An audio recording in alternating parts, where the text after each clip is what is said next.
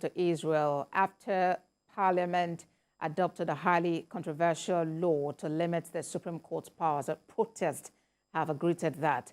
The measure, which is part of a big reform package, will prevent the court from overruling government actions it considers unreasonable. We have a report on that. Well, the planned reforms have triggered some of the biggest protests in Israel's history.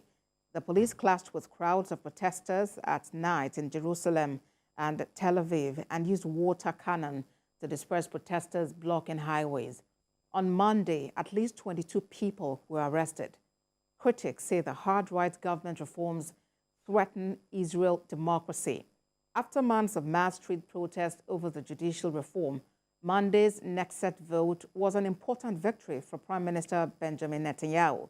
But the battle is not over. It may go on for months.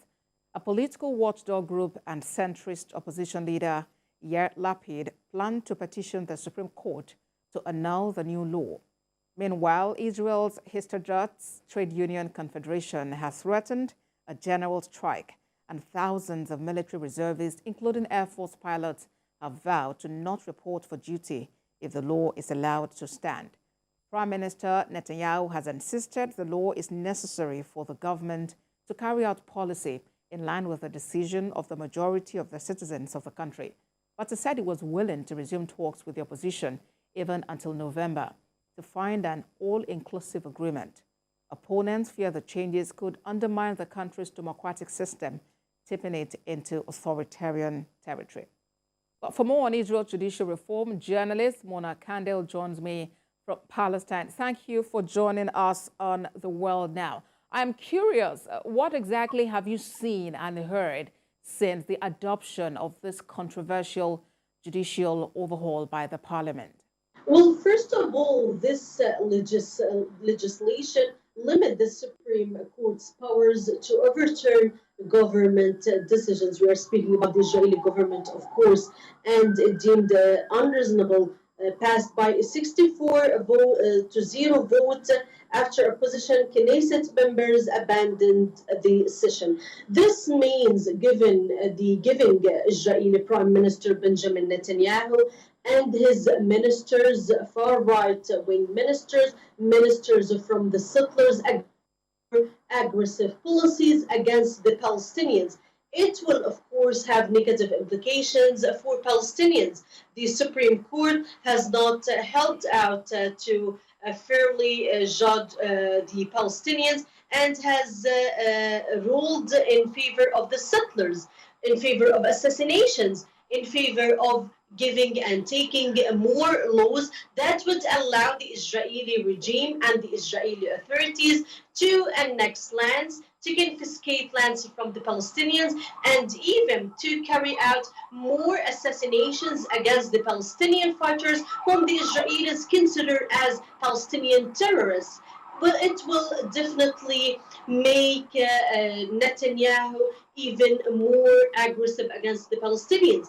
Palestinians from now on will not be able to achieve their dream of having an independent state with Jerusalem or the eastern part of Jerusalem, as they say, as their capital. So this is why there has been protests and demonstrations taking place in Jerusalem, in Tel Aviv. It's not only yesterday during the Knesset meeting.